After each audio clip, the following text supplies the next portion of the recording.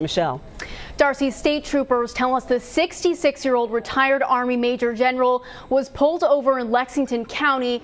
It is a staple, Darcy and Andrea, and although you had fried Oreos earlier, I'm probably about to get caramel or chocolate all over my face. So if you haven't gotten a chance to come out to the state fair, the Ferris wheel is a great ride and you get to see beautiful views. We can't thank you enough. And how did you get all these people to donate these toys?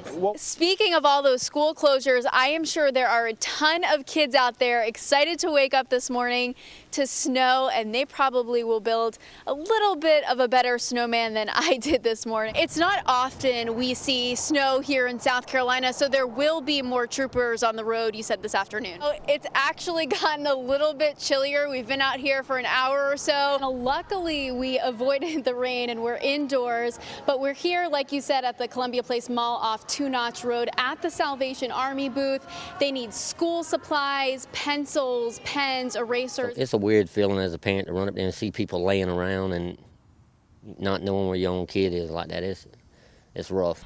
David Wyndham left the Hillcrest High School football field after his son played in a scrimmage game. What he witnessed next is unimaginable for any parent. It was up in the woods, and I think there was 2 trees laying on top of it. I didn't even know what to think. Felt like I couldn't breathe, Wyndham was driving behind the school bus when the vehicle crashed into a tree. On it was his 13-year-old son, Ricky. All I could think about was I was hoping my son was okay, I come up through the field. I actually run off the road and drove by cars to get to the bus.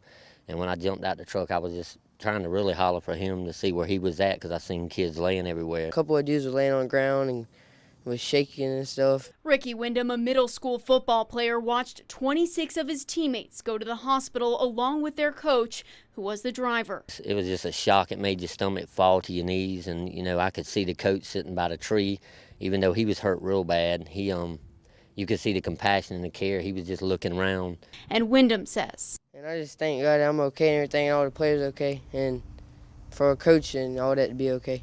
Glad to be sitting next to him. For David Wyndham, he's just happy to be walking another day down the football field with his family and to see his son continue to throw a football at Alice Drive Middle School. In Sumter, Michelle Frizalone, News 19, WLTX.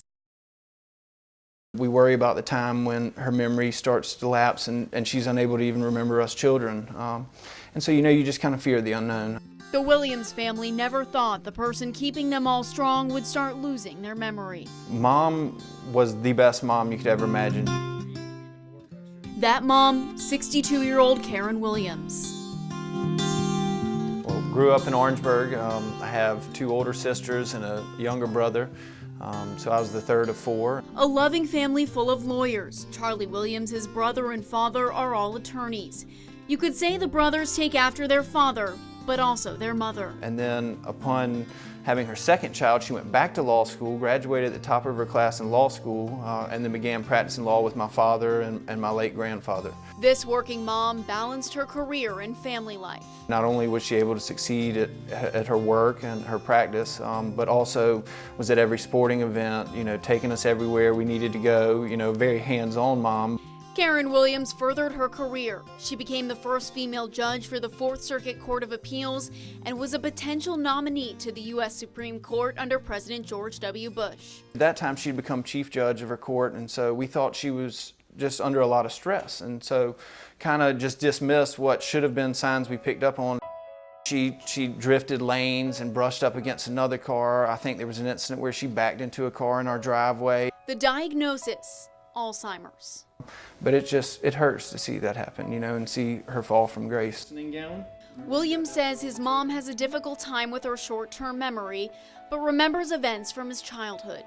For my mom, who at that time and still is at a relatively young age, to be diagnosed with something like that, it caught us all off guard. Karen still continues her day-to-day activities. Gamecocks. There you go. Yeah. Yeah. She attends Bible study and visits her husband and 2 sons at their Orangeburg law office.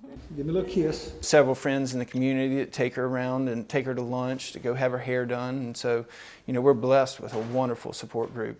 Charlie juggles taking care of his mother, wife, and 2 children, but wants others to know. When I was younger, I had a lot of sickness. I have ulcerative colitis, and so I was in and out of the hospital. And every step of the way, she was there with me, holding my hand.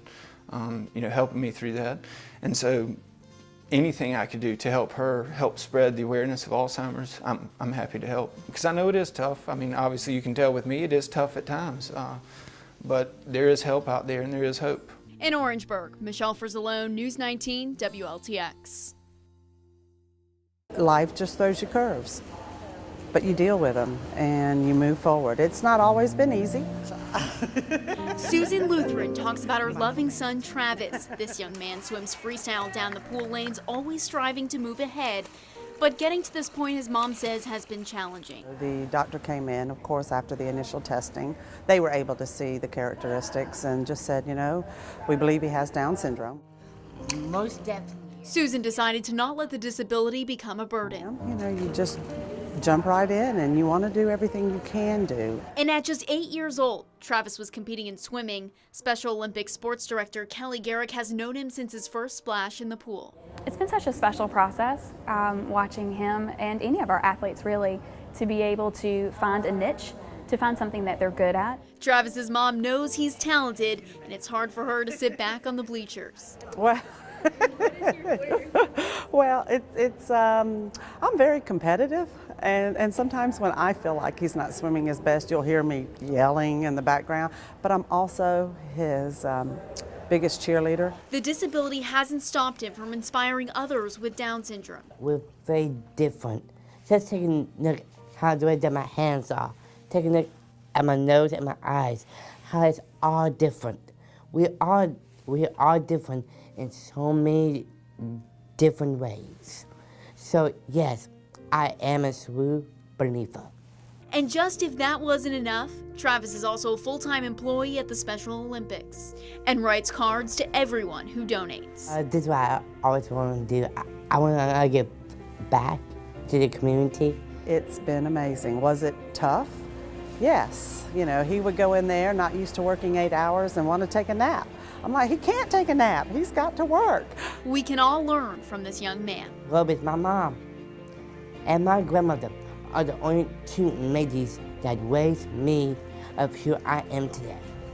And it's why Susan says, And whatever you do is great. And it taught me an amazing lesson.